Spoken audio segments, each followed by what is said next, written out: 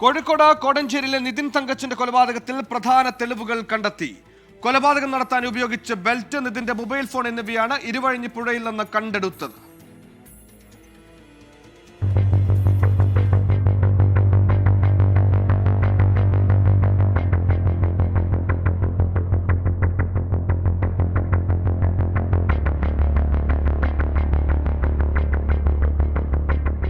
നിതിൻ തങ്കച്ചിന്റെ കൊലപാതകത്തിലെ പ്രധാന തെളിവുകളാണ് കണ്ടെടുത്തത്.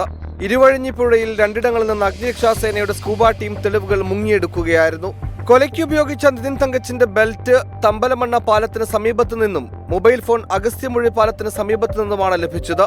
തെളിവ് നശിപ്പിക്കാൻ ഇരുവഴിഞ്ഞിപ്പുഴയിൽ ഉപേക്ഷിച്ചുവെന്ന് പ്രതികൾ പോലീസിന് മൊഴി നൽകിയിരുന്നു. തിരച്ചിലിൽ ഒരു ജോഡി ചെരുപ്പും കണ്ടെത്തിയിട്ടുണ്ട്.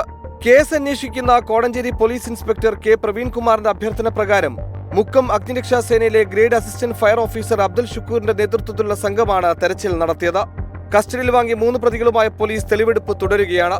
മുഖ്യപ്രതി കോടഞ്ചേരി സ്വദേശി അഭിജിത്ത്, മുക്കം സ്വദേശി മുഹമ്മദ് റാഫി, തിരുവമ്പാടി സ്വദേശി മുഹമ്മദ് അഫ്സൽ എന്നിവരെയാണ് കഴിഞ്ഞ ദിവസം പോലീസ് കസ്റ്റഡിയിൽ വാങ്ങിയത്.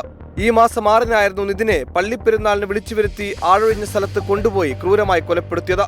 മുഖ്യപ്രതി അഭിജിത്തിന്റെ ഭാര്യ സരിതയെ നിതിൻ ശല്യം ചെയ്തതിന്റെ വൈരാഗ്യത്തിൽ മർദ്ദിച്ച് കൊലപ്പെടുത്തുകയായിരുന്നു.